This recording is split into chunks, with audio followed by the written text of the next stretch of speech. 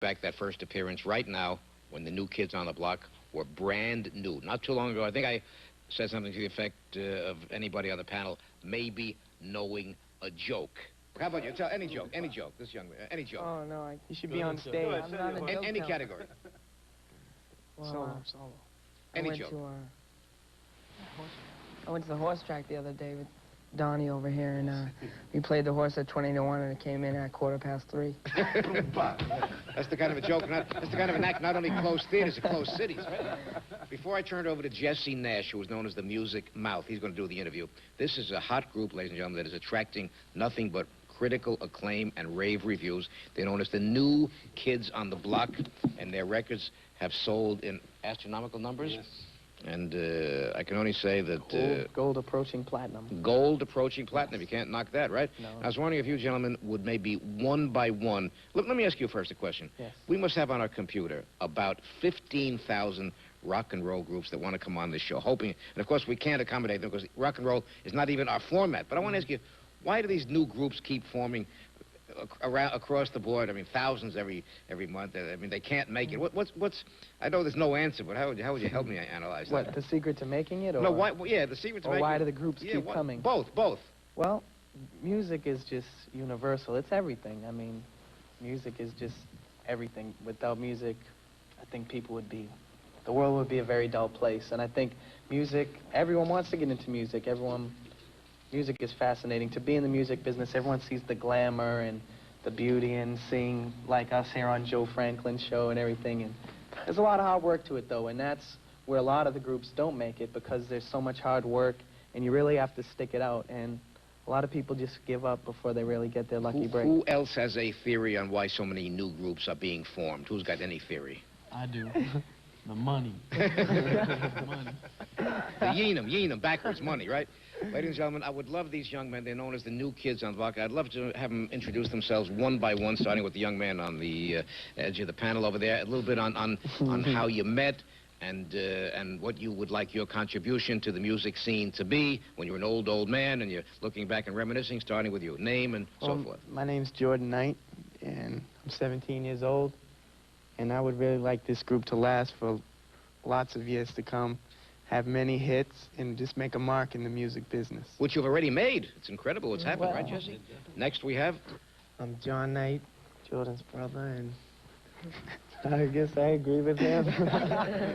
How about one aim, one aspiration of yours, Mr. Knight? Just to have a good impact on kids and just, you know, have a positive image for kids to look up to us. That's a corny and a gauche word, but there's no other word but image. Image, I think, is a beautiful, beautiful word. Yeah. I mean that. Next we have... Danny Wood. You would? I'm 18, and I guess I would like this group to win a Grammy. That's one of my dreams for us. Which is to win. approaching.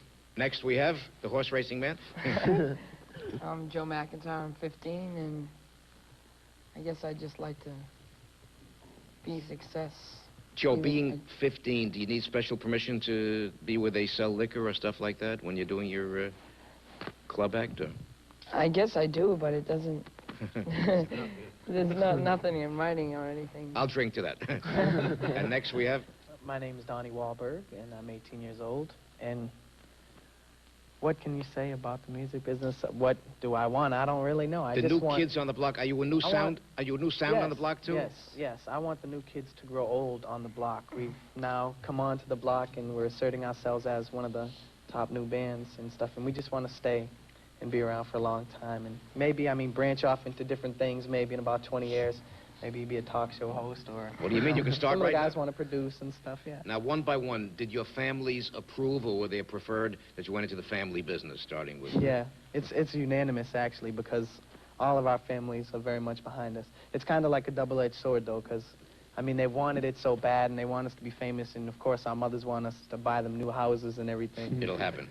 Yeah, it may happen. I spoke to your accountant. They'll make us happening do it.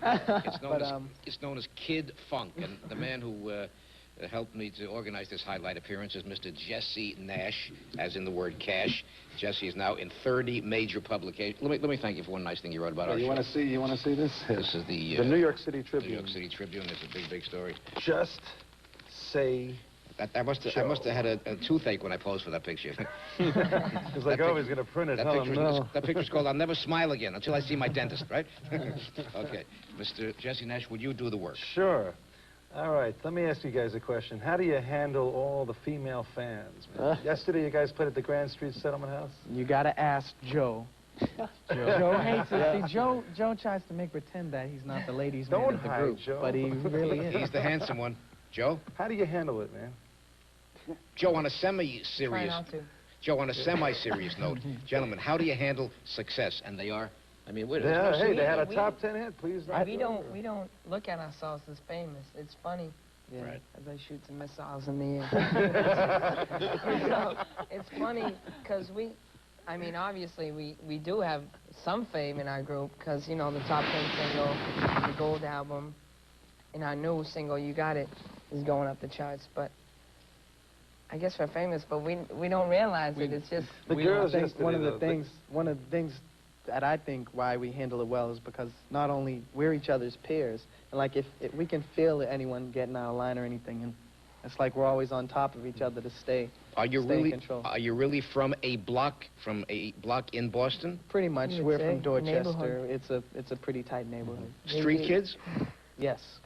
Is that the word? Sort of. Yeah, you could say. I mean, Street we're kids, but school not kids punk. and stuff, but I mean, we're like kind of like preppy street kids, you know.